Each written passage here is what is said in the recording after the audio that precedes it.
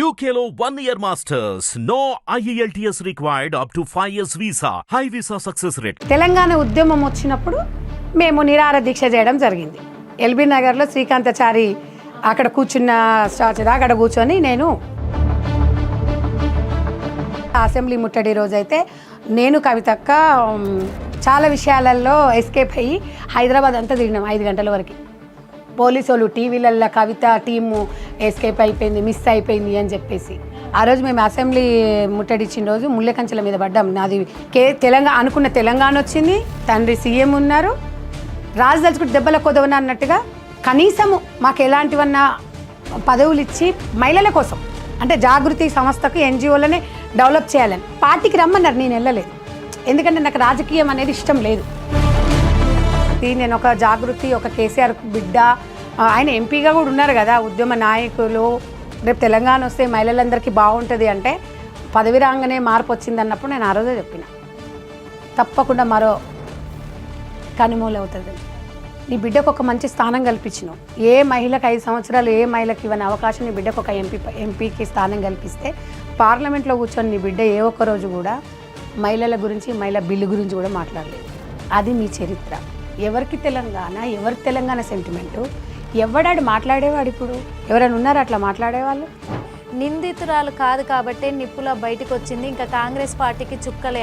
ఏం చుక్కలు అంటే ఈమె వాళ్ళ అయ్య వల్లనే కాదు. ఈమెం చేస్తుందండి? ఏం చేస్తుంది ఈమె? ముందుగా హిట్ టీవీ ప్రేక్షకులందరికీ నమస్కారం.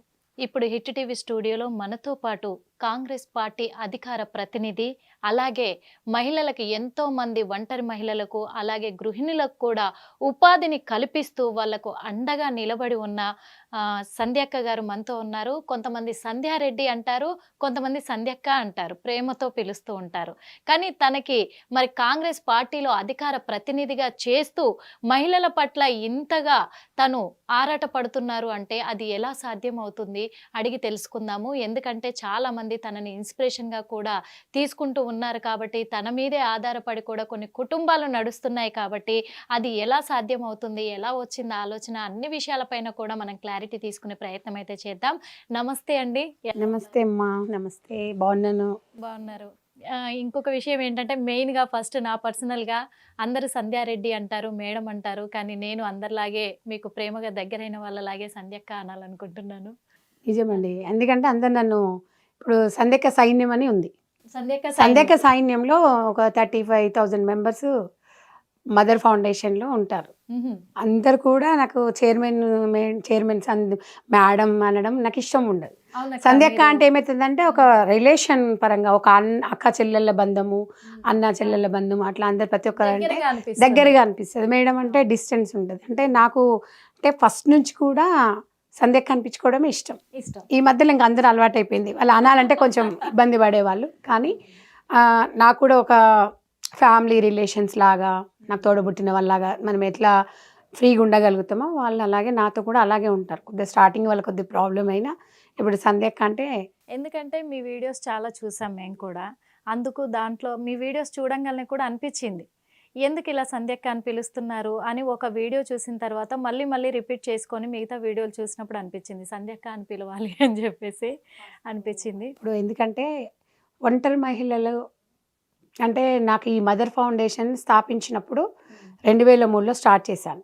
ఇప్పుడు 2024 21 ఇయర్స్.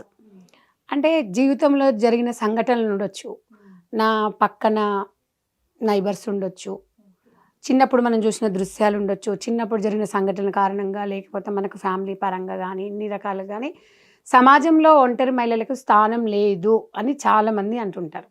సమాజంలో ఒంటరి మహిళ ఎందుకు బ్రతకలేదు, బ్రతికి చూయించాలి అనేది నాది ఒక లక్ష్యం అనమాట. ఎందుకు బ్రతకలేము అంటే భర్త లేకపోతే బ్రతకలేమా అంటే ఒంటరిగా బతకలేరు భర్త లేకపోతే అనేది ఒకప్పటి మాట. కానీ ఇప్పుడు ఈ 90 డేసుల్లో ఈ 24 జనరేషన్లో కూడా ఇంకా బ్రతకలేమా అనేది అంటే అఫ్కోర్స్ నేను తక్కువ చేసి మాట్లాడను. కాకపోతే ఏంటంటే బ్రతకగలుగుతాము, మనం పిల్లల కోసము బ్రతకాలి, ఒక అంటే మంచి వాతావరణంలో భర్తతో పాటు మనం పోతే మన పిల్లల పరిస్థితి ఏంది, కృంగిపోకుండా ఒక ఒంటరి మహిళ ఏదో ఒకటి పిల్లల్ని ఆదర్శంగా తీసుకొని ముందుకు నడిపించాలనేది నాకు బాగా. ఎందుకంటే ఇప్పుడు భార్యాభర్తలు ఉన్నప్పుడు బ్రతకడం వేరు, జీవనం కొనసాగించడం వేరు.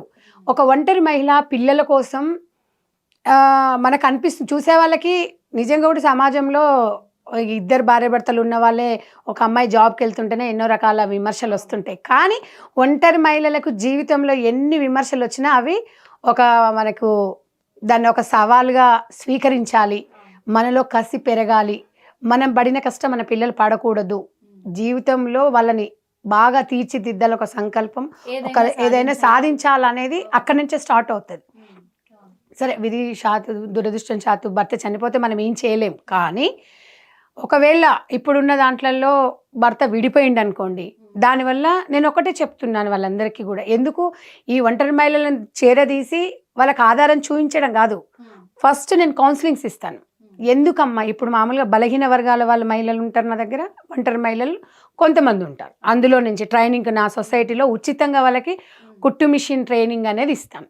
ఎందుకు ఇస్తానంటే వాళ్ళు బోటికి పెట్టుకుంటారు, షాపులు పెట్టుకుంటారు, ధనవంతులు అవుతారని కాదు, వాళ్ళ బ్లౌజు వాళ్ళు స్టిచ్చింగ్ చేసుకొని వాళ్ళ పిల్లలు వాళ్ళు చేసుకుంటే కనీసము మినిమం అన్న వాళ్ళకి ఖర్చులు తగ్గిపోతాయి. ఒకవేళ భార్యాభర్తలు ఉన్నా కూడా గొడవలు కొట్లాటలు ఉండవు. ఎందుకంటే ఒక గొడవలు ఇప్పుడు అత్యాచారాలు ఎందుకు జరుగుతున్నాయంటే నిరుద్యోగ సమస్య, అమ్మాయిల మీద దాడులు జరుగుతున్నాయి అని అంటే అబ్బాయిలు ఖాళీగా ఉండడం.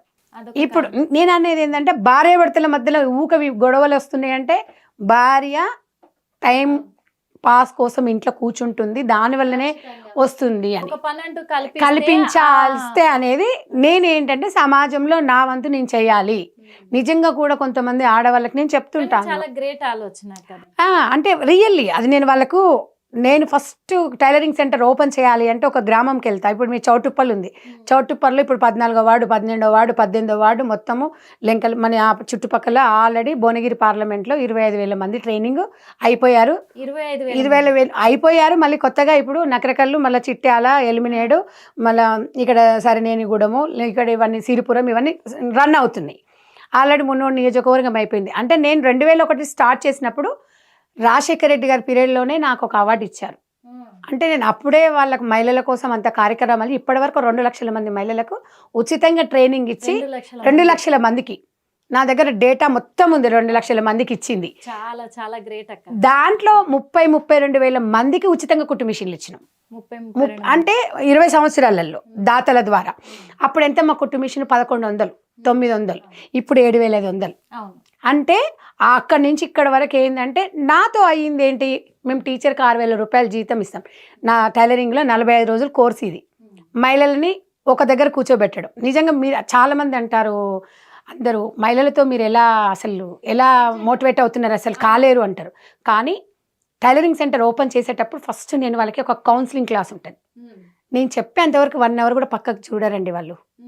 అంటే వాళ్ళు అప్పుడే అంటారనమాట, ఎలా మేడం హౌ ఈజ్ పాసిబుల్, మీరు మా ఇంట్లో జరిగినట్టు ఎలా చెప్తున్నారు అని అంటున్నారు. అంటే వాళ్ళలో మార్పు వస్తుంది, మార్పు కోరుకుంటున్నారనే వాళ్ళ రియాక్షన్ బట్టి చెప్పొచ్చు. ఇంకా ఆ రోజు నుంచి నాకు వాళ్ళకి మధ్యలో నేను అలా నవ్విస్తుంటాను, నిజం కదా అని అడుగుతుంటాను. మళ్ళీ నేను మాట్లాడిన తర్వాత క్వశ్చన్స్ అడగమంటాను. మీరు మాట్లాడే ఆ మోటివేషన్ ఆ స్పీచ్ ఉంటుంది చూసారా, అది దగ్గరగా అంటే ఒక ఇంట్లో వ్యక్తి మాట్లాడుతున్నా. అందుకు వాళ్ళు ఏమంటారంటే నేను చెప్పేటప్పుడు చెప్తాను, ఒక గృహిణి సంధ్య మేడం కాదు సంధ్యక్క, మీ అక్క అంటే అక్క జిల్లాల బంధం అట్లుంటుంది.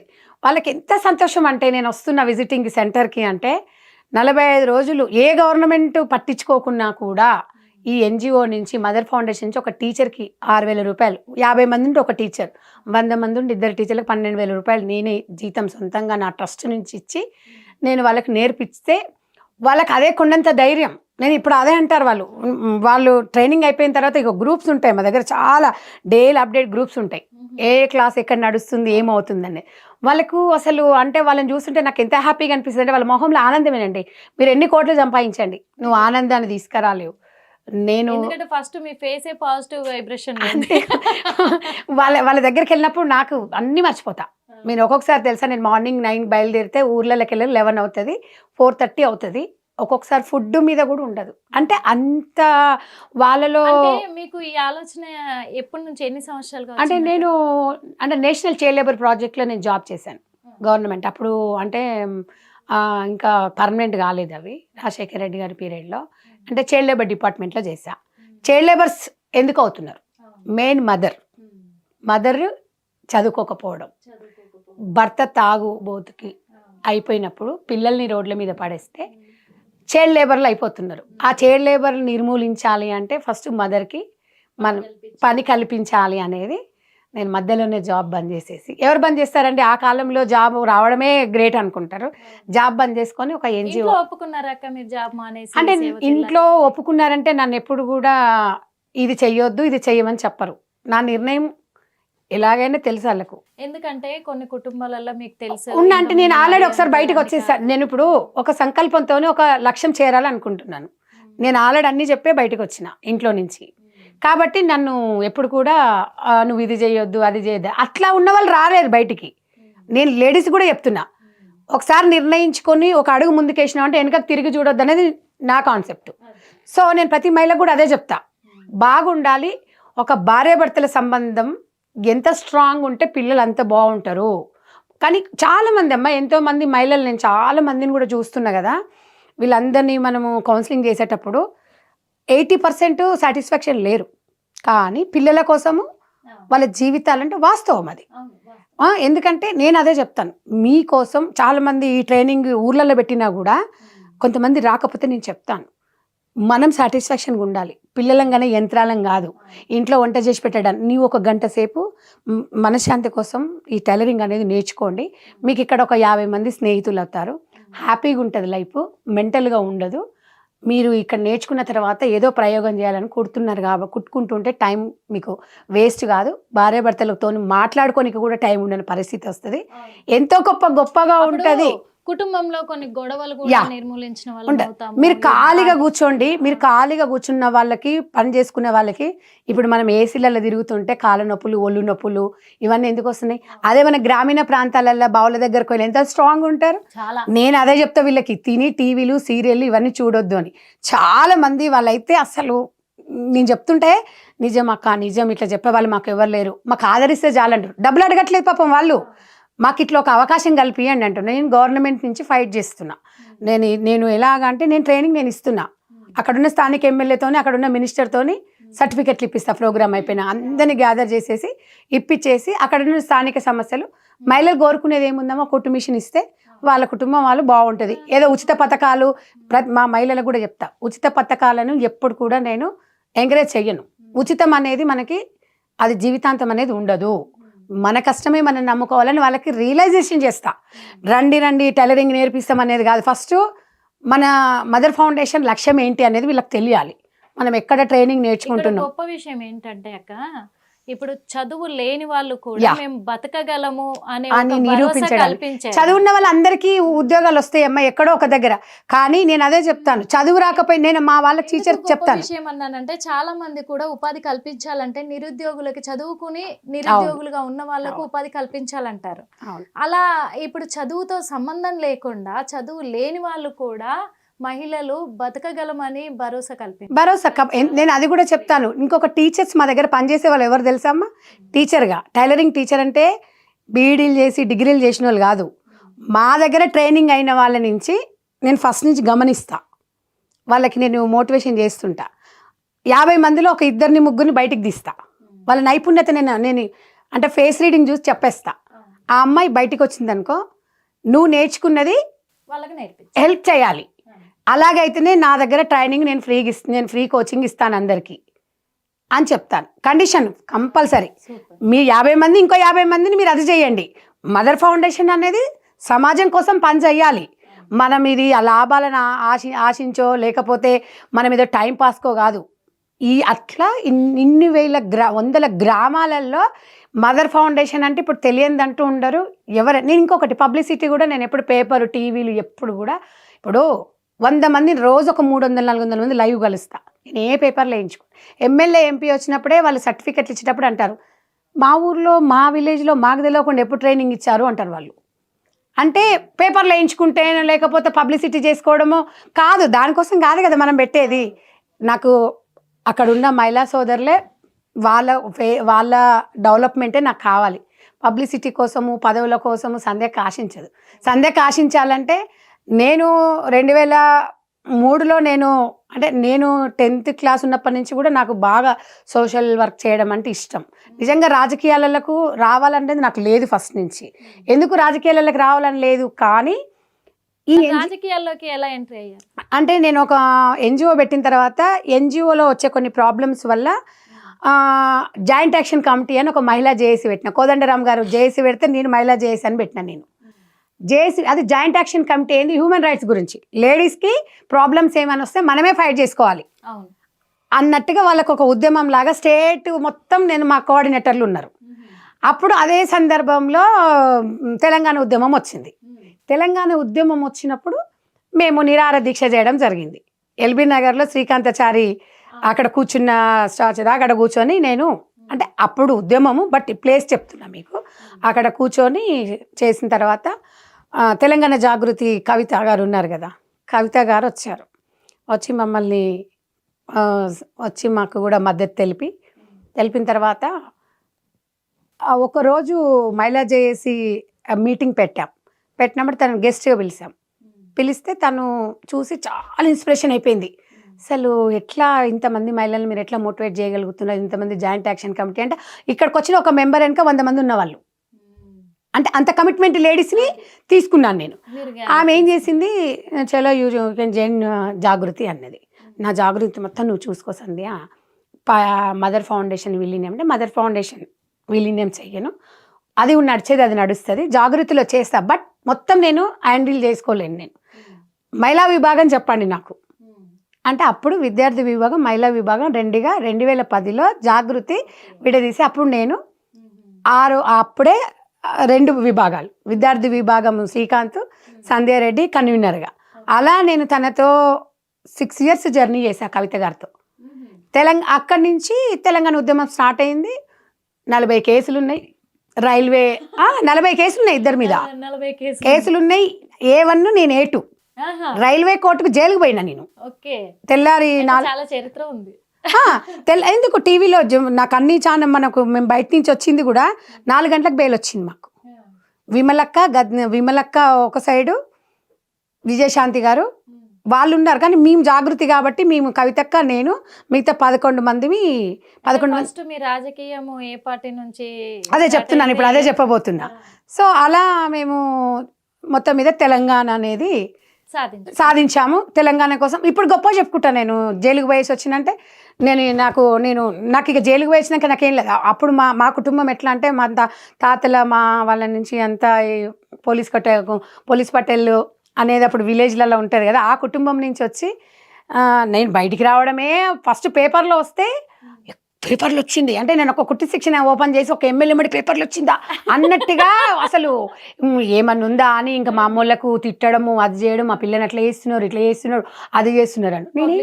నేను పబ్లిక్ పేపర్లు వస్తారా ఎవరన్నా అంటే నేనేం మర్డర్ చేసి వచ్చిన ఏమన్నా ఇంకా వేరే కేసులు అదైందా అని చెప్పేసి నేను ఎవరిని పట్టించుకున్నా. తెలుసు నేను ఒక మానికి మన నానమ్మను ఇన్స్పిరేషన్గా తీసుకుంటా, సేమ్ నానమ్మ లక్షణాలు ఉన్నాయి అంటారు. ఒకసారి సంధ్య అక్క ఒకసారి నిర్ణయించుకుందంటే ఎవరు చెప్పినా అయినది ఇంకంతే, అది ఇక మొండికి వెళ్ళాల్సిందే, నేను తిరిగి ఉండదు. సో ఆ రకంగా ఉద్యమంలో కూడా నేను పార్టిసిపేట్ చేసి చాలా అసెంబ్లీ ముట్టడి రోజైతే నేను కవితక్క చాలా విషయాలలో ఎస్కేప్ అయ్యి హైదరాబాద్ అంతా తిరిగినాం 5 గంటల వరకు. పోలీసు వాళ్ళు టీవీలలో కవిత టీము ఎస్కేప్ అయిపోయింది, మిస్ అయిపోయింది అని చెప్పేసి. ఆ రోజు మేము అసెంబ్లీ ముట్టడిచ్చిన రోజు ముళ్ళకంచెల మీద పడ్డాం. నాది ఇప్పటికీ అన్ని టీవీలలో ఉంటుంది. నేను పడ్డా నా మీద నుంచి కవిత గారు అంటే కవిత గారు నేను ఒక ఓన్ సిస్టర్గా నేను తనని అంత ఆర్ట్ఫుల్గా చేసింది. తను కూడా ఒక ఉద్యమంలో కీలక పాత్ర పోషించింది. అట్ ద సేమ్ టైం మమ్మల్ని కూడా ఆ రకంగా నడిపించింది. తను తెలంగాణ వచ్చిన తర్వాత ఎంపీ అయిన తర్వాత మార్పు వచ్చింది. ఎందుకంటే మేమందరం బతుకులు బాగుంటాయి అనుకున్నాం. ఇంతసేపు ఆ మెంబర్ ఉండి ఇన్ని ఉద్యమాలు చేస్తాం. అనుకున్న తెలంగాణ వచ్చింది, తండ్రి సీఎం ఉన్నారు, రాజదలుచుకుంటే దెబ్బల కొదవన అన్నట్టుగా కనీసము మాకు ఎలాంటివన్నా పదవులు ఇచ్చి మహిళల కోసం అంటే జాగృతి సంస్థకు ఎన్జిఓలనే డెవలప్ చేయాలని పార్టీకి రమ్మన్నారు. నేను వెళ్ళలేదు, ఎందుకంటే నాకు రాజకీయం అనేది ఇష్టం లేదు. ఎందుకు ఇష్టం లేదు అంటే నేను సామాజిక వర్గాలకి న్యాయం చేయాలి అంటే ఒక పార్టీకి నేను అంకితమైతే నన్ను మిగతా బీఆర్ఎస్ వాళ్ళు మిగతా బీజేపీ వాళ్ళు రిసీవ్ చేసుకోలేరు నన్ను అనుకున్నాం. కానీ ఎంపీ కవిత గారిని ఎంపీ చేసేటప్పుడు నేను 3 నెలలు నిజామాబాద్లో ఉన్నా వాళ్ళ ఇంట్లో. అప్పుడు గెలిచిన తర్వాత తనలో మార్పు వచ్చిన తర్వాత నేను జాగృతి నుంచి బయటకు వచ్చిన. ఎందుకంటే ఇప్పుడు మనం కమిట్మెంట్స్ ఇచ్చినాం లేడీస్కి అందరికీ. ఆమె అనుకుంటే కొన్ని వేల కోట్లు సంపాదించింది. అంటే ఇప్పుడు ఎంపీ సీట్ వచ్చిన తర్వాత ఎంపీ గెలిచిన తర్వాత ఆమె గెలిచిన తర్వాత 6 months వరకు వెయిట్ చేసాం. పదవిలో కూర్చున్న తర్వాత మార్పు వచ్చింది. ఇంకా గన్మెన్లకు చెప్పడము, రానియకపోవడము, టైం ఇవ్వకపోవడం, లేదని చెప్పిపించడము నాకు మనస్తాపం అనిపించింది. నేను మదర్ ఫౌండేషన్ని వేరే వాళ్ళని అప్పచెప్పేసి నేను ఒక జాగృతి, ఒక కేసీఆర్ బిడ్డ, ఆయన ఎంపీగా కూడా ఉన్నారు కదా, ఉద్యమ నాయకులు, రేపు తెలంగాణ వస్తే మహిళలందరికీ బాగుంటుంది అంటే పదవి రాగానే మార్పు వచ్చింది అన్నప్పుడు నేను ఆ రోజే చెప్పిన తప్పకుండా మరో కనుమూల అవుతుందని. మీరు చూడండి పాత దాంట్లో అంటే ఇప్పుడు బీఆర్ఎస్ మొత్తం కనుమరుగైపోతుందంట. మరో కనుమూలి అంటే తప్పకుండా ఇలాంటి నేచర్ ఉన్న వాళ్ళు జైలుకి వెళ్తారు అని ఆ రోజు చెప్పాను. కరెక్టే. ఆ జైలు విషయం అంటే ఇప్పుడు నేను అంటే ఎందుకు చెప్తున్నా అంటే తనని ఎంత మేము ఒక అదిగా చేసామమ్మా, ఒక సిస్టర్ లాగా చాలా మంది ఉన్నాం కదా తెలంగాణ వ్యాప్తంగా. జాగృతికి కన్వీనర్స్ ఉండే, జిల్లా కన్వీనర్లు ఉన్నారు. అలాంటి ఆమంతా ఆమె చేతులారా ఆమె చేసేసుకొని గవర్నమెంట్ వచ్చిన తర్వాత భారత జాగృతి చేసింది, ఈ మొత్తము రద్దు చేసింది. అంటే ఇంకా అవసరం లేదు అన్నట్టుగా. నేను అనేది ఏంటంటే ఇప్పుడు కూడా అందుకని నేను ఎన్జిఓ పరంగా ఉంటే సంధ్యకకు 2 చంద్రముఖి, ఒకటి ఎన్జిఓ ఆర్గనైజేషన్ సంధ్యక, ఒకటి కాంగ్రెస్ పార్టీ అధికార ప్రతినిధి, ఇక్కడ ఫైర్ బ్రాండ్. ఇక్కడికి వచ్చినామా అంటే పొలిటికల్ కోసం ఎన్జిఓ దిగాను, ఎన్జిఓలకు వస్తే పొలిటికల్ దిగాను. అందుకే పొలిటికల్ విషయం అడగాలనుకున్నాను. ఎందుకంటే ఇప్పుడు అది అయిపోయిన తర్వాత నాకు కొంచెం బాధ అనిపించి బయటకు వచ్చిన తర్వాత లేడీస్ అందరు కూడా ఇంకా ఊరుకోలేదు. ఇంకా మీరు కంపల్సరీ అంటే నీకు సపోర్ట్ లేదు కదా, నువ్వు పాలిటిక్స్లోకి వెళ్ళాలి అని అన్నది. నన్ను అడిగింది కవిత గారు బీఆర్ఎస్లోకి రమ్మని, టీఆర్ఎస్ రమ్మని, వద్దని చెప్పాను.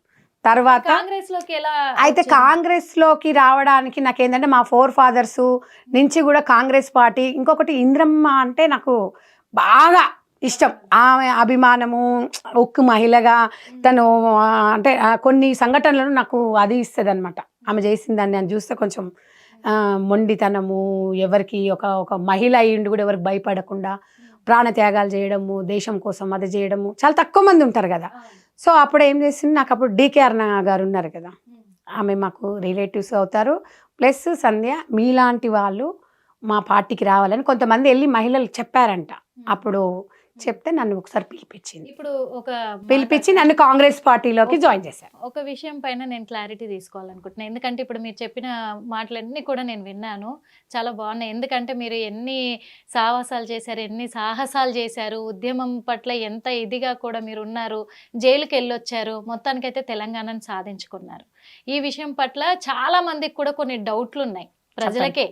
ఎందుకంటే ఇప్పటి వరకు కూడా కాంగ్రెస్ ప్రభుత్వం ఏమో సోనియమ్మ ఇచ్చింది తెలంగాణ అంటున్నారు, మరి బీఆర్ఎస్ ప్రభుత్వం ఏమో మేము సాధించాను తెలంగాణను అంటున్నారు. ఒక ఉద్యమకారురాల్లాగా తెలంగాణ కోసం పోరాడిన ఒక మహిళగా మిమ్మల్ని అడుగుతున్నాను, అసలు తెలంగాణ ఏర్పాటు ఎవరి వల్ల జరిగింది, ఎవరిచ్చారు? ఇది ప్రజల విజయం. తెలంగాణ ఇచ్చింది కాంగ్రెస్ పార్టీ, ప్రజలందరూ కలిసి కొట్లాడి తెచ్చుకున్న తెలంగాణ. కల్వకుంట్ల ఫ్యామిలీ కీలక పాత్ర పోషించింది కేసీఆర్ గారు, నేను కాదనను. ఒక ఉద్యమ నాయకుడిగా టీఆర్ఎస్ పార్టీ అని తెలంగాణ రాష్ట్ర సమితి అని తెలంగాణ కోసం పుట్టినప్పుడు అట్లనే ఉండాలి. ఇవాళ బీఆర్ఎస్ పెట్టుకున్న తర్వాత సెంటిమెంట్ ఎక్కడుందమ్మా? కాబట్టి ఇది వంట వార్పు చేసాం మహిళలం, మనం రైలు రోకో చేసాము, అందరి విజయం. ఉద్యోగస్తులు, పిల్లలు, స్కూల్ పిల్లలు చాలా. ఎందుకంటే ములికి ఉద్యమం నుంచి 60 సంవత్సరాల కళ. ఇవాళ కల్వకుంట్ల ఫ్యామిలీ పెట్టి 10 సంవత్సరాలు తెలంగాణలో అందరూ గుండెలో పెట్టుకున్నారు.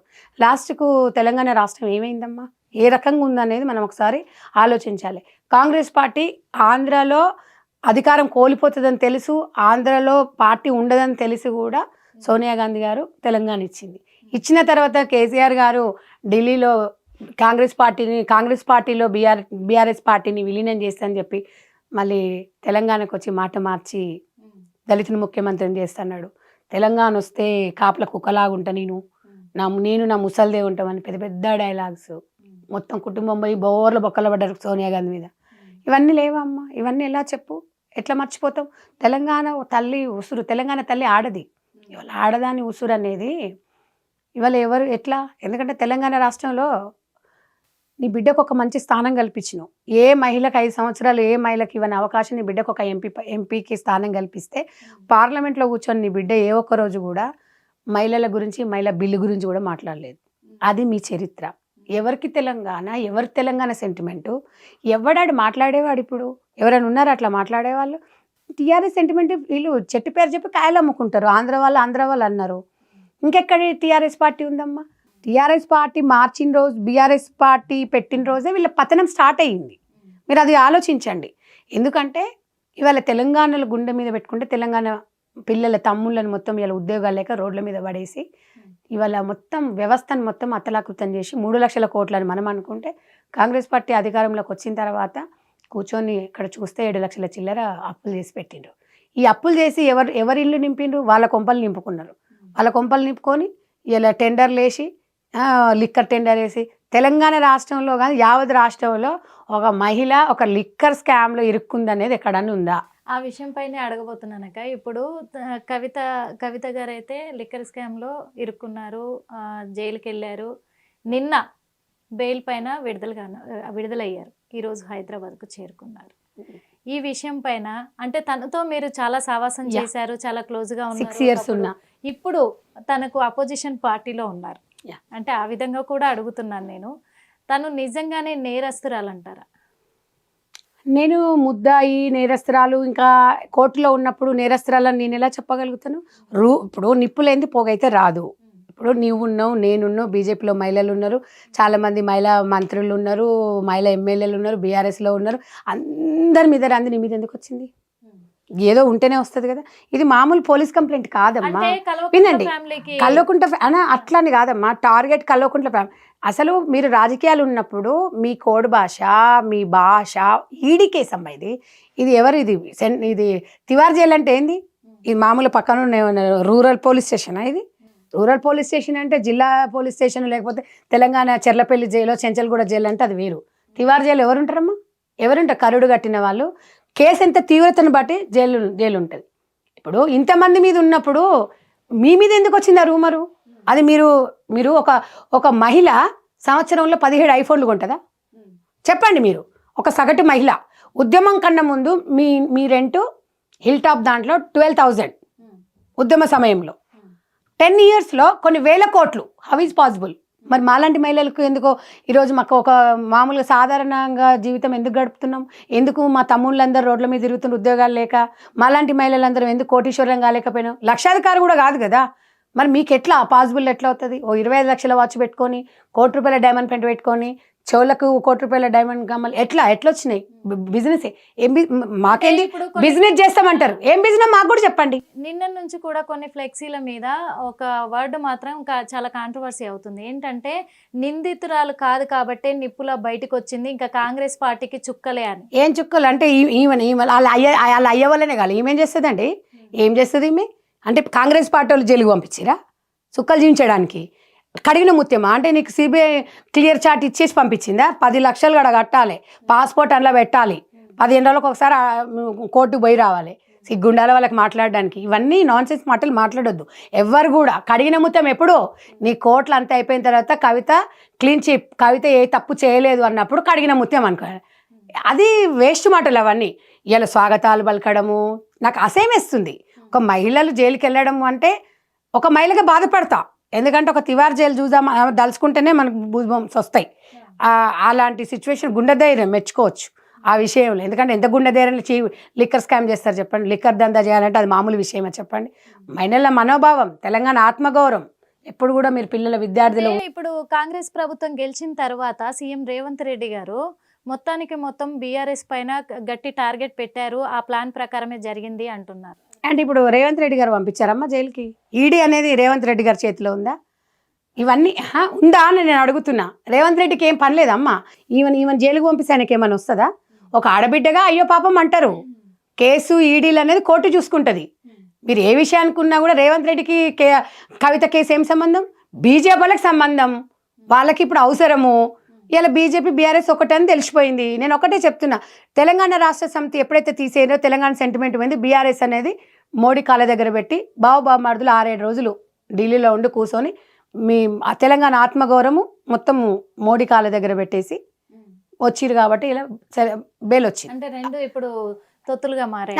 ఎందుకంటే కాంగ్రెస్ ప్రభుత్వాన్ని ఇరుకున పెట్టాలని ఎవడిగో ఏమీలు వచ్చారు. కాంగ్రెస్ పార్టీని ఎవరు ఏం చేయలేరు, ఇట్లా టచ్ కూడా చేయలేరు ఎవరు. ఎందుకు అంటే 120 సంవత్సరాల చరిత్ర పార్టీ 50-60 సంవత్సరాల అధికారంలో ఉంది. ఇప్పుడు కవిత గారు మరి ఇప్పుడు జైలు నుంచి బయటకు వచ్చారు, అంటే బెయిల్ మీదే వచ్చారు, ఇంకా నిందితురాలా కాదా అనేది కూడా ప్రూవ్ చేయలేదు. మనం ప్రూవ్ చేయలేదు. మనం కూడా కోర్టులో నడిచేటప్పుడు మనం కూడా అనడానికి లేదు కదా. నువ్వు వెళ్ళినావు వచ్చినావు, నిరూపించుకోవాల్సింది నువ్వు, తీర్పు ఇవ్వాల్సింది కోర్టులు. కాబట్టి గౌరవం ఉంటుంది. మీ యాక్టివిటీస్ ఏం చూపిస్తుంది ఆమె? ఇగో ఇప్పుడు బయటకు వచ్చిన తర్వాత ఎవరైనా మాట్లాడతారు అట్లా, నేనేదో చూపిస్తా, అప్పుడు చూయించు. ఏం చూపిస్తావు? ఎవరి మీద చూపిస్తావు? నేను అడిగే నీ వల్లనే ఇలా బీఆర్ఎస్ పార్టీ కనుమరుగైపోతుంది. అభద్రతా భావంతో గెలిచిన ఎమ్మెల్యేలు కూడా కాంగ్రెస్ పార్టీ వైపు ఎందుకు చూస్తున్నారు? ఎందుకు వచ్చారు? అక్కడ బిడ్డనే కరెక్ట్ లేదు. ఒక కుటుంబాన్ని సరిదిద్దుకోలేని కేసీఆర్ గారు మాకెట్లా భరోసా ఇస్తారు, మేము ఎట్లా నియోజకవర్గ ప్రజలకు భరోసా ఇవ్వాలని చెప్పేసి ఎవరైనా ఆపాడా? వెళ్ళిపోతే వెళ్ళిపోండి అని చెప్తారు. దొరల పాలన. కాబట్టి వాళ్ళ గురించి మాట్లాడుకోవడం టైం వేస్ట్. మీరు ఇంకో పథకాల గురించి మాట్లాడుర్రి, లేకపోతే తెలంగాణ ఎట్లా డెవలప్ చేద్దాం అనుకున్నావు. ఇవాళ ఎంతమంది నిరుద్యోగ సమస్యలు ఎట్లా, వాళ్ళ గురించి ఏముందమ్మా చరిత్ర? ఇలా ఇప్పుడు ఆ రకంగా అయినా సంచలనమే కేసు. ఇవాళ రిలీజ్ అయినా మొత్తం టీవీలో ఏదో దేశాన్ని ఉద్ధరించినట్టు అన్ని పేపర్ టీవీ ఛానళ్ళ ఫుల్ పబ్లిసిటీ. అది కూడా వాళ్ళకు కలిసి వచ్చేదే కదా. ఇవాళ అంత ఈజీగా ఏం జనాలు మర్చిపోరమ్మా. బతుకమ్మగా నిన్ను ఒక ఆడపడుచుగా, ఒక తెలంగాణ బ్రాండ్గా నేను ఒక బతుకమ్మ అన్నారు. బతుకమ్మ ఒక మహిళల మనోభావాలను నువ్వు ఎక్కడ దెబ్బది, ఇంకా వేరే దంద చేయాల్సింది. చేయనోళ్ళు ఎవరు లేరు కదా. ఇప్పుడు వేరే బిజినెస్లు చేయొచ్చు. ఏమైనా తప్పులు అయితే చాలామంది, ఇప్పుడు జీవిత గారు కూడా కొన్ని చెక్ బౌన్స్లు అయినాయి. అట్లాంటివి మనకు పెద్ద సమస్య కాదు. మా విషయంలో మనం ఎవరు కూడా పట్టించుకోము. లిక్కర్ అనేది మహిళల మనోభావాలకు దెబ్బతీసేది. ఒక భర్త తాగి ఇంటికి వస్తుండంటేనే మా ఆయన తాగుతుండని మా అమ్మలకు తెలిస్తే ఎంత బాధపడతామని ఉండేది. ఇవాళ ఒక చీప్ లిక్కర్ దాంట్లోనూ అంటే తెలంగాణ కాదు, మహిళలందరూ చావాలనే కదా, వాళ్ళ కుటుంబాలు నాశనం కావాలన్నట్టే కదా అనేది తెలంగాణ ప్రజలు అనుకుంటారు, మనం అనేది కాదు. ఇప్పుడు ఎవరైనా కాబట్టి నిన్ను స్వాగతిస్తారా, నిన్ను రిసీవ్ చేసుకుంటారా, ఏం చేసుకుంటారో అది తెలంగాణ ప్రజలు నిర్ణయిస్తారు. నువ్వు నిర్ణయించేది కాదు అక్కడ. ఇలా స్వాగతం పలకడానికి ఏం దేశాన్ని ఉద్ధరించి వరల్డ్ కప్ తెచ్చినావు ఏమన్నా?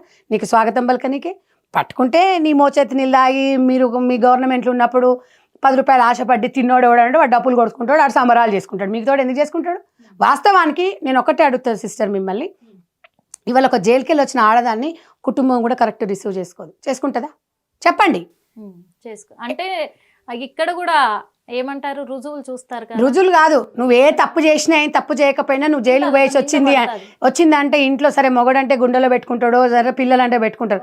కుటుంబంలో ఒక జైలుకు పోయి వచ్చిందంటే ఒక వెరైటీగా చూస్తారు. నింద అనేది ఉంటుంది. నువ్వు నీ తప్పు చేసినావా ఏం చేసినావు అనేది కాదు అక్కడ. నీ మీద ఒక ఆరోపణ వచ్చింది, రుజువు చేసుకోవాల్సిన బాధ్యత మీది. దానికి కారణం రేవంత్ రెడ్డి, లేకపోతే సోనియా గాంధీ గారు, రాహుల్ గాంధీ గారు, కాంగ్రెస్ పార్టీకి ఏం పని లేదా? మేము కాంగ్రెస్ పార్టీ, ప్రజలు మమ్మల్ని నమ్మి గెలిపించారు. 5 సీట్లు ఉన్నాయి, ఇలా 64 సీట్లు ఇచ్చిండ్రు. మేము ప్రజలకు ఇచ్చిన హామీలు నెరవేర్చాలి, వాళ్ళు సంతోషంగా ఉండాలి, మా తమ్ముళ్ళకు ఉద్యోగాలు ఇవ్వాలి, మహిళలపైన జరుగుతున్న దాడులను ఖండించుకోవాలి. మనము ఒక సిచ్యువేషన్లో ఒక తెలంగాణ రాష్ట్రాన్ని ధనిక రాష్ట్రంగా చేయాలి. 1,000 కోట్ల అప్పులు చేసిరు, అయినా ఇంత ఇబ్బంది ఉన్నా కూడా రుణమాఫీ విషయంలో కూడా సరే కొన్ని సాంకేతిక లోపాలు ఉండొచ్చు, నేను కాదన్నాను. ఆ సాంకేతిక లోపాలు కూడా కొంచెం టైం పడుతుంది. ఇప్పుడు మీ పెళ్లి కానప్పుడు మీ పేరు కవిత అని ఉంటుంది, పెళ్ళి అయిన తర్వాత మనమ్మ అని పెట్టుకుంటాం. ఈ 2 విషయాలలో తేడా వచ్చినప్పుడు కొన్ని బ్యాంకులో కూడా సాంకేతిక లోపాలు రావచ్చు. దానికి కాంగ్రెస్ గవర్నమెంట్, రేవంత్ రెడ్డి గారు ఎట్లా కారణమవుతారు చెప్పండి? ఇవన్నీ పాలిటిక్స్ నడుస్తూ ఉంటాయి కదా, ఒకరి మీద ఒకరు అధికారం. అంటే అది నిజమైన రైతులు అర్థం చేసుకుంటున్నారు. మాదే ప్రాబ్లం ఉంది ఆధార్ కార్డులో, మేము సరి చేసుకుంటాం అంటున్నాం. వచ్చినామా సంతోషపడతా, రానామా బాధపడతా, అది కామన్. ఇప్పుడు నీ కొన్ని ఫీలింగ్స్ ఉంటాయమ్మా, నువ్వు కూడా మంచి బెంజ్ కార్లు వెళ్ళాలనుకుంటావు, నువ్వు కూడా లావిష్గా ఉండాలనుకుంటావు. నువ్వు మామూలుగా ఇట్లా నీకు ఫీలింగ్ ఉండదా? ఉంటుంది. అది మన అంతర్గత విషయం. నువ్వు 1,00,000 రూపాయలు ఇచ్చినా మనకి ఇంకో 5 లక్షలు వస్తే బాగుండు అనుకుంటావు. ఆశకు అంత ఎక్కడ ఉంటుంది? కాబట్టి తెలంగాణ రైతులకు ఇచ్చిన వాళ్ళకి అందరికీ హామీ ఇచ్చిన వాళ్ళకి రుణమాఫీ అనేది జరుగుతుంది. 5 పథకాలు అమలు చేసినాము. ఇప్పుడు నెక్స్ట్ 1 వీక్ ఈ 1 వీక్ మొత్తం రేషన్ కార్డు హెల్త్ ఇది మేము దశల వారీగా చేస్తున్నాం.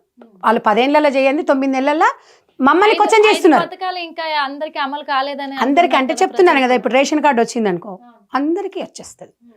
Ration card related Aadhaar card కూడా అప్డేట్ చేసుకోమంటున్నారు. అంటే కొంతమంది ప్రజల మాట్లాడుతున్న మాటలు మీకు చెప్పదలుచుకున్నానక, ఇప్పుడు మీరు అన్నారు రేషన్ కార్డు ఉన్న వాళ్ళకి వస్తుందని. మాకు రేషన్ కార్డులే ఇయ్యనప్పుడు రేషన్ కార్డులు ఎక్కడి నుంచి స్టార్ట్ చేశారు కదా. ఇప్పుడు రేషన్ కార్డు అంటే అమ్మా, గతంలో ఉన్నోడు 3 అంతస్తుల బిల్డింగ్, ఫర్ ఎగ్జాంపుల్ మా ఫ్లాట్ పక్కనే ఉంటారు, ఆయనకు 2 లక్షల జీతం, భార్య భర్తలకి 2 సాఫ్ట్వేర్, 2 తెల్ల రేషన్ కార్డు ఉంది. అది ఎట్లా సాధ్యమైంది? BRS government. Okay, BRS. నేను అనేది ఏంటంటే అలాంటి వాళ్ళకి మనము మన దాంట్లో స్థానం లేదు కాంగ్రెస్లో. బిలో పవర్టీ వాళ్ళకి ఇవ్వాలి అని ఇలాంటి కార్డులను ఏరేసి జల్లెడ ఆలస్యం అవుతుంది. మరి ఇప్పుడు ఉన్నోనికి పెట్టమంటారా? మల్లారెడ్డికి 200 ఎకరాలు ఉంది, రైతు బంధు అవసరం అంటావా? ఇప్పుడు కేసీఆర్ ఫామ్ హౌస్కు ఆయన అల్లం పండిస్తే ఎంత ₹1,00,00,000 అల్లం పండిస్తే ఫామ్ హౌస్లో. మరి ఆ ₹1,00,00,000 వచ్చేది ఉంటే రైతులందరూ ఎప్పుడో లక్షాధికారులు అవుతారు కదా. ఇవన్నీ మాటలు ఎట్లుంటాయి అంటే, కొంచెం ఇప్పుడు మంచికి వచ్చిన పేరు అంత తొందరగా చెడుకు వచ్చినంత అదిగా మంచికి రాదు కదా. ఇవేంటంటే ప్రతి ఒక్కరు కూడా అందరికీ న్యాయం జరగాలని కొద్దిగా ఆలస్యం అవుతుంది. టెన్షన్ నిరంతరం ప్రక్రియ అది. ఇదేదో ఈ ఒక్కరోజే ఇచ్చి క్లోజ్ చేయడం కాదు. ప్రతి ఒక్కరికి ఆరోగ్యం బాగుండాలి, హెల్త్, విద్య అనేది చాలా ఇంపార్టెంట్. అన్నీ అమలు పరిస్తాం. 5 సంవత్సరాలు మాకు టైం ఉంది. ఓకే అక్క, ఇప్పుడు అన్ని పథకాలు అమలు పరచడానికి అయితే 5 సంవత్సరాల టైం ఉంది, మేము అమలు పరిచి తీరుతాము అని చెప్పేసి చెప్తున్నారు. ఓకే, ఇప్పుడు తెలంగాణ రాష్ట్రంలోనే ఒక హాట్ టాపిక్గా మారింది హైడ్రా బృందం అనేది ఇప్పుడు చాలా దూకుడు పెంచిన విషయము. దీనిపైన చాలామంది ప్రజలు కూడా ఉత్కంఠంగా కూడా ఉన్నారు. మొన్ననే చూసుకున్నట్లయితే 4 రోజుల క్రితమే హీరో నాగార్జున కన్వెన్షన్ కూడా హైడ్రా వాళ్ళు కూల్చివేయడం జరిగింది. హీరో అయితే ఏముందమ్మా, హీరో అయితే ఆయన 16 ఎకరాలు ఉంది, 3.5 ఎకరాలు కబ్జా భూమి చెరువుదని చెప్పి ఉంది, కూలగొట్టడం తప్పేముంది. అది అంటే దీని మీద టాక్ ఏమొస్తుంది? ఏ టాక్ వచ్చినా గవర్నమెంట్ రూల్ ప్రకారం వెళ్తుందమ్మా. ఇప్పుడు రేవంత్ రెడ్డి గారు ఆయన ప్రజల మనిషి, ప్రజలకు సీఎం అయిన, మీ చుట్టం కాదు, మీ దోస్తు కాదు. నెక్స్ట్ టార్గెట్స్ ఏముండవు. ఏ పార్టీ కానివ్వండి, కాంగ్రెస్ పార్టీలో ఉన్న కూలగొట్టాల్సిందే. గవర్నమెంట్ ఒకసారి ఆర్డర్స్ ఇష్యూ చేసిన తర్వాత టార్గెట్ ఇప్పుడు మరి కేటీఆర్ అంటారా లేకపోతే ఓవైసీ ఎందుకంటదండి? ఇప్పుడు కేటీఆర్ గారు ఫామ్ హౌస్ వాళ్ళ ఫ్రెండ్ దట 5,000 లీజ్ తీసుకుండట. ఇప్పుడు కూలగొడతామంటున్నావు, నాది కాదు మా ఫ్రెండ్ అన్నాడు అంటే అందరికి తెలియదా? ఫామ్ హౌస్లో 5,000 మనం లీజుకి తీసుకుంటే నేను కూడా తీసుకుంటాం. తీసుకోలేమా? నీకు నెలకి 20-25,000 జీతం వస్తుంది, నేను 50,000 సంపాదిస్తున్నా. అట్లాంటి ఫామ్ హౌస్ తీసుకోలేమా మనం? ఇవన్నీ ఎవరి చెవులో కాలీఫ్లవర్లు పెడుతున్నారు వీళ్ళు. ఎందుకంటే అదే కేటీఆర్ అదే మాట్లాడుతున్నాడు కదా. అందరు ఇప్పుడు పల్లెరాజేశ్వర రెడ్డి గారు కాలేజీల గురించి వాళ్ళకి టైం ఇస్తుండ్రు, రంగనాథ్ గారు. ఎందుకంటే వాస్తవం అది కబ్జా అయినా కూడా ఆ కాలేజ్లో స్టూడెంట్స్ ఉంటారు, వాళ్ళకి కొంచెం ఇప్పుడు ఓవైసీ వారికి కూడా కొంచెం టైం ఇచ్చారు. ఇమ్మీడియట్గా కూలగొట్టడానికి ఇప్పుడు కన్వెన్షన్ హాల్ అంటే ఫంక్షన్ ఇంకో దగ్గర పెట్టుకుంటారు, వాళ్ళు పిల్లలు ఇబ్బంది పడుతుంది కాబట్టి కొంచెం టైం. కన్వెన్షన్ గురించి ఇది అక్క అంటే అడగొచ్చో లేదో తెలియదు కానీ నేను అడుగుదాం అనుకుంటున్నా. ఎందుకంటే ఇప్పుడు ఆ కన్వెన్షన్ లో చాలా మంది కూడా ఉపాధి చేసుకుంటూ బతుకుతున్నారు. మరి వాళ్ళ గురించి ఒక్కసారి. అవునమ్మా, నేను ఒకటి అడుగుతాను, నేను కూడా ఈ మాట నేను అడగాలనుకున్నాను. ఉపాధి అనేది ఎవరి దగ్గర పనిచేసిరా? కాంగ్రెస్ పార్టీ దగ్గర పనిచేసిరా? కన్వెన్షన్ నాగార్జున దగ్గర పనిచేసిరా? మీడియా వాళ్ళని వచ్చి వీళ్ళు అక్కడ ఉన్న వర్కర్లు గవర్నమెంట్లో ఎట్లా అడుగుతారమ్మా? మీ ఇల్లు ఏమైనా కూలిపోయినాయా? మీ వరద బాధితులు మీ ఏమైనా నష్టపోయినరా? నష్టపోయినప్పుడు గవర్నమెంట్ బాధ్యత వహిస్తుంది. మీరు పనిచేసింది నాగార్జున దగ్గర, మీరు నాగార్జున అడగండి. 14 ఏళ్ళ నుంచి 15 ఏళ్ళ నుంచి వెట్టి చాకరీ చేసిరు మీరు. 3,000 నుంచి ఇప్పుడు 17,000 అంట. మీతో వెట్టి చాకరీ చేయించుకుండు, 1,000 కోట్లు ఉన్నాయి, 4,500 కోట్లు సంపాదించిండు.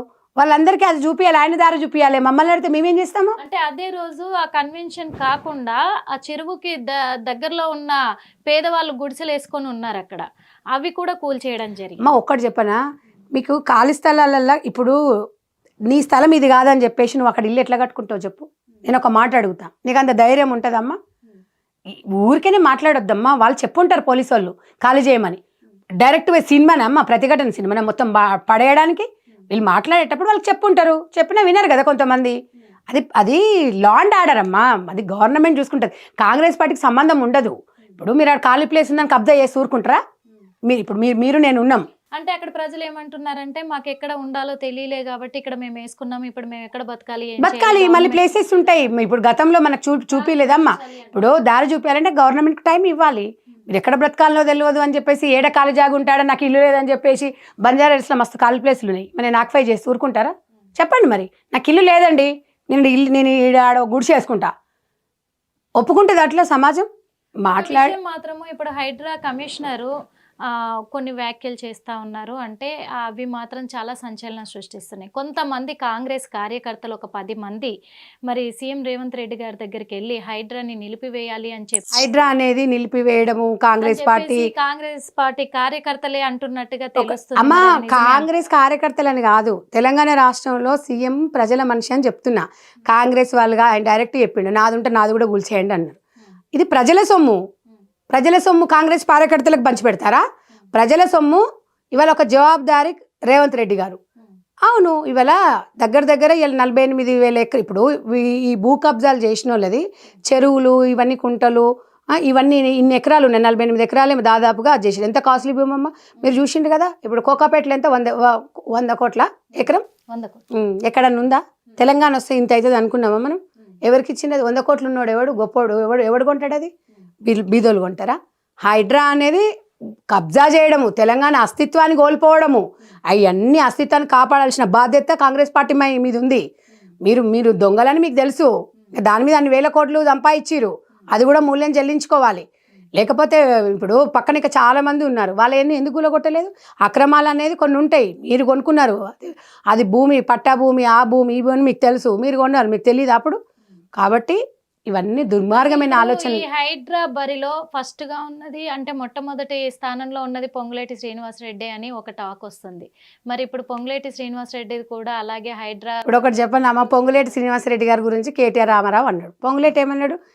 రండి, నా ఒక్క ఇటుక లేకుండా మీరు కూల్చేసుకోండి, నాకు చూపించండి, కూల్చేసుకోండి, నేను వద్దానంటే లేదంటే కదా. ఫస్ట్ కాంగ్రెస్ పార్టీ నాయకులేదే కదా కూల్చేసింది.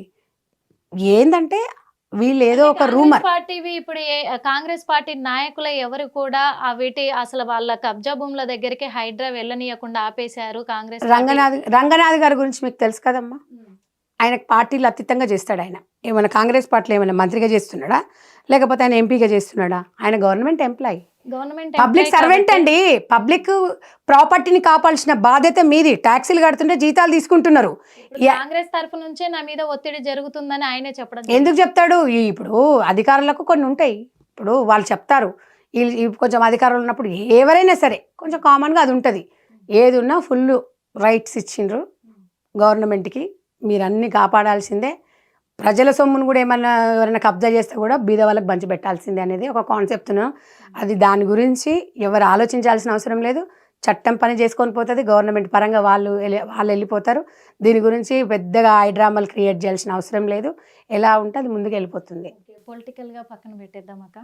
ఇంకొక విషయం ఏంటంటే తెలంగాణ రాష్ట్రంలో అంటే ఒక్క విషయం హైడ్రాకి సంబంధించి ఇప్పుడు హైదరాబాద్లోనే ఈ హైడ్రా బృందము దూకుడు పెంచి ఇలాంటి అక్రమాలన్నీ అరకట్టదలుచుకుందా, లేకపోతే తెలంగాణ రాష్ట్రంలో మొత్తం మీద కూడా ఎవరి పట్లనైనా ఇలాగే ప్రవర్తించే అవకాశాలు ఉన్నాయి? తెలంగాణ రాష్ట్రం వరకు అయితే డెఫినెట్గా ఇప్పుడు ఒక సీఎం గారికి తెలంగాణ రాష్ట్రం మీద అధికారం ఉంటుంది.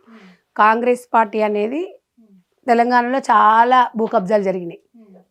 గుడుల పేర్లు చెప్పి కూడా గుడుల స్థలాలను కూడా మింగేసిండ్రు, బడుల స్థలాలను మింగేసిండ్రు, పార్కుల స్థలాలను మింగేసిండ్రు. ఇవన్నీ కూడా బీఆర్ఎస్ నాయకత్వంలో ఇలాంటివన్నీ జరిగినాయి. రాష్ట్ర పరంగా అన్నీ జరుగుతాయమ్మా. చర్యలు చేపడతాము. ప్రజల ప్రాపర్టీని కాపాడాల్సిన బాధ్యత మాది. ప్రజల పరిస్థితులను, ప్రజల బాధలను, కష్టాలను తీర్చాల్సిన బాధ్యత కాంగ్రెస్ పార్టీ మీద ఉంటుంది. ఇవాళ మళ్ళీ ఎలక్షన్స్ పెట్టాల్సి వస్తుంది కాంగ్రెస్ ప్రభుత్వం. ఇక పని పాట లేనాడు 100 మంది మాట్లాడతారు. దేనికోసం పెడతారు? సంపూర్ణ మద్దతు మాకుంది, ప్రజలు ఇచ్చిండ్రు. రేవంత్ రెడ్డి గారు ఆషామాషి వ్యక్తి కాదు. ఆయన పెద్ద కోటీశ్వరుడు కాదు, ఒక రైతు బిడ్డ, పాలమూరు ముద్దు బిడ్డ. ఆయన గవర్నమెంట్ స్కూల్లోనే చదువుకున్నాడు.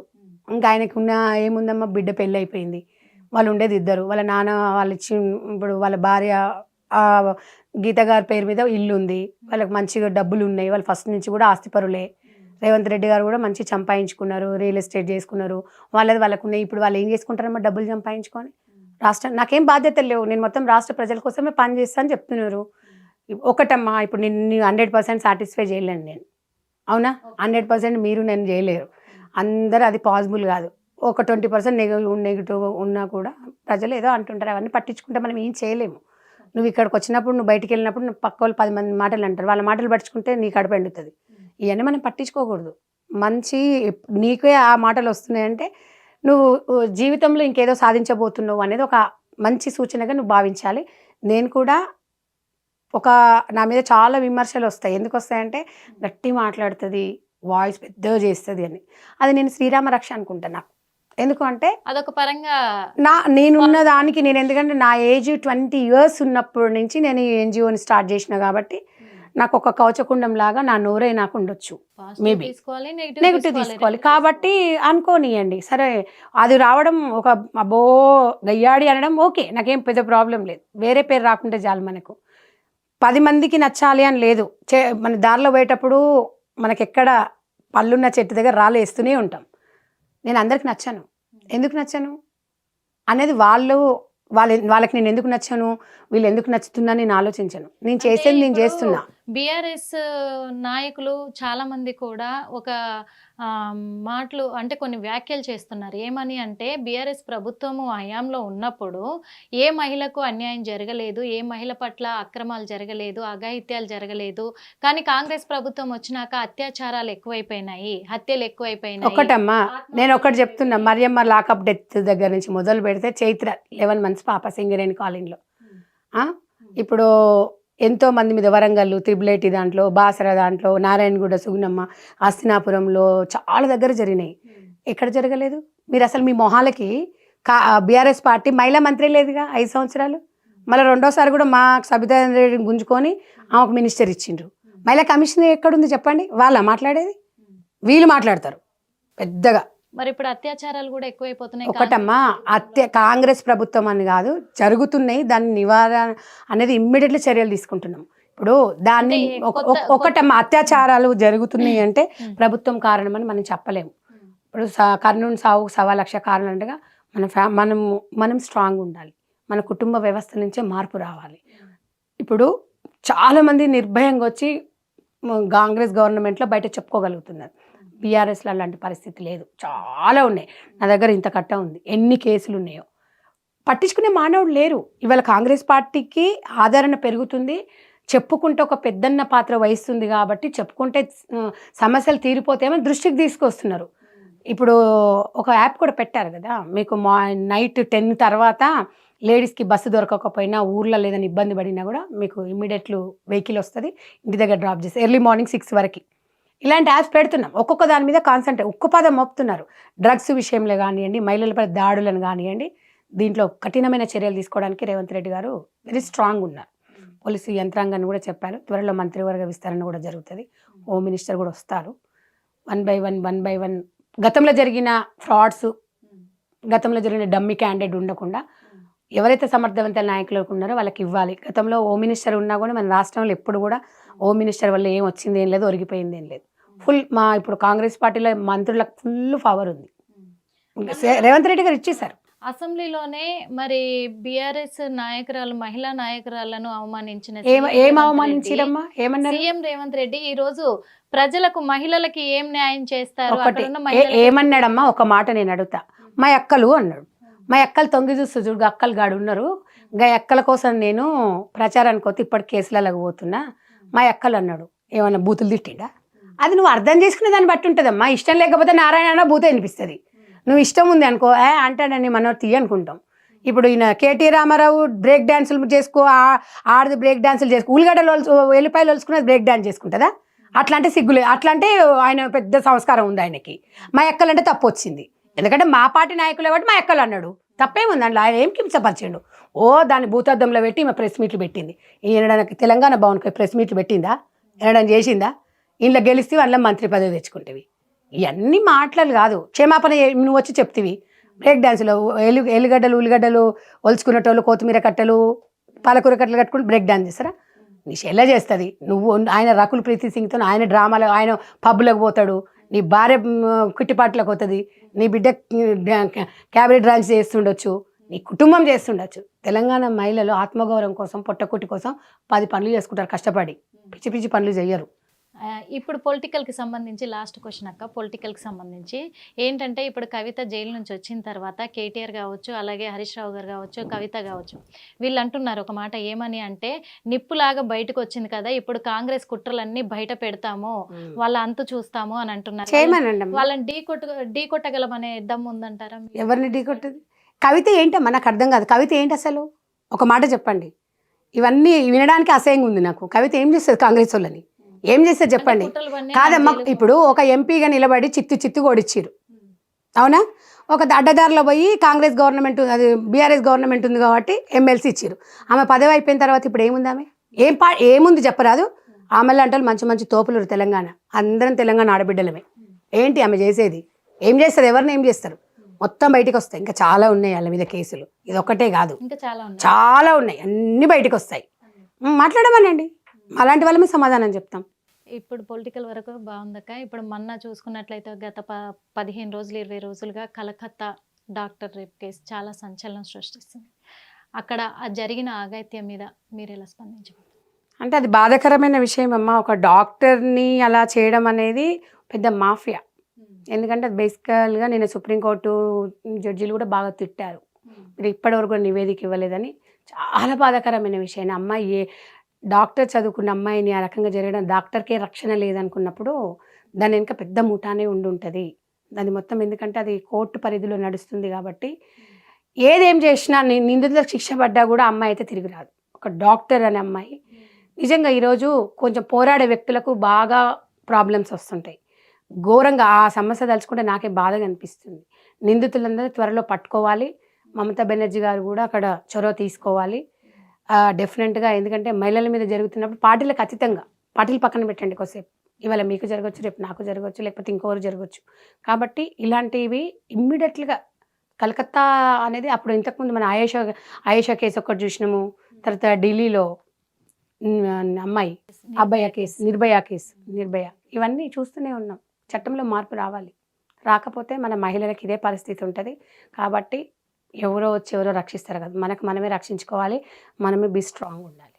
అదైతే పక్కా మీరు నిరూపించగలరు కూడా. ఎందుకంటే మహిళల పట్ల మీరు ఎంతో ఆసక్తి చూపిస్తూ ఉంటారు, వాళ్ళకి అండగా నిలబడతారు, వాళ్ళకు భరోసాను కూడా కల్పిస్తూ ఉంటారు. కాబట్టి నేను అడిగేది ఒక మాట అడుగుతున్నానక్క. ఎందుకంటే ఇంకా చాలామంది కూడా ఒంటరి మహిళలు కావచ్చు, అలాగే విడోస్ కావచ్చు, చాలామంది కూడా ఉపాధి కోసం ఎదురు చూస్తున్నారు. చదువు లేని వాళ్ళు, చదువు ఉన్న వాళ్ళు కూడా ఎదురు చూస్తున్నారు. వాళ్ళందరికీ మీరు అండగా నిలబడతారని ఆశిస్తూ మిమ్మల్ని కాంటాక్ట్ అవ్వడానికి అలాంటి వాళ్ళందరూ కూడా, ఎందుకంటే మాకు ఒక అవకాశం ఉంటే బాగుండు, ఎవరైనా మాకు సాయం చేసే వాళ్ళు ఉంటే బాగుండు, మేము బతుకుతాము అనేవాళ్ళు పల్లెటూరులో కావచ్చు, సిటీలో కావచ్చు, చాలామంది ఉన్నారు అవకాశం కోసం ఎదురు చూసేవాళ్ళు. వాళ్ళందరికీ కూడా మీరు చేరువవ్వాలి, వాళ్ళకు మీరు సహాయం చేయాలి అని మేము కోరుకుంటున్నాము. ఇలాగే కొనసాగించాలని కూడా కోరుకుంటున్నాము.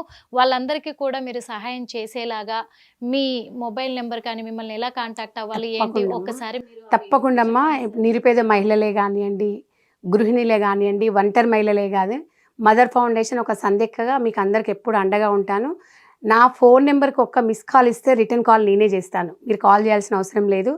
నేను కొంచెం బిజీగా ఉన్నా మళ్ళీ నెక్స్ట్ కంపల్సరీ నా కాల్స్ ఏది వచ్చినా కూడా రిసీవ్ చేసుకుంటాను, కాల్ బ్యాక్ చేస్తాను.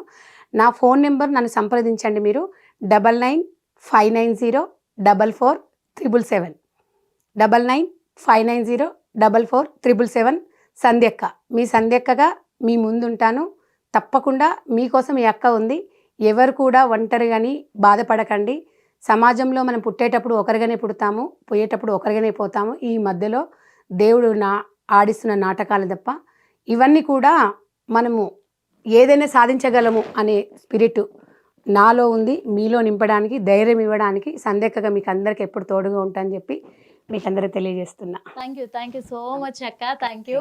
చూసారు కదా, మరి అన్ని విషయాల మీద కూడా మనకు క్లారిటీ ఇచ్చారు. ఒక పొలిటికల్ వ్యక్తిగా మనకు క్లారిటీ ఇచ్చారు, పొలిటీషియన్గా, అలాగే ఒక సాటి మహిళగా కూడా మహిళలకు ఎలా అండగా ఉంటారో కూడా చెప్పారు. ఇంకొకటి తనని ఎలా కాంటాక్ట్ అవ్వాలో తన కాంటాక్ట్ నెంబర్తో సహా మీ అందరికీ చెప్పారు. కాబట్టి మీరు తనని కాంటాక్ట్ అవ్వచ్చు.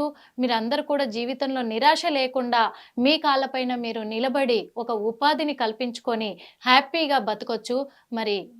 మరో ఇంటర్వ్యూలో మళ్ళీ కలుద్దాం. అప్పటి వరకు చూస్తూనే ఉండండి hit TV. Hit TV app ని డౌన్లోడ్ చేసుకోండి. ఇందులో short news, live news, entertainment movies అన్ని అవైలబుల్ గా ఉన్నాయి. Please download Hit TV app. Hit TV app. Hit TV యాప్ని ఫ్రీగా డౌన్లోడ్ చేసుకోండి.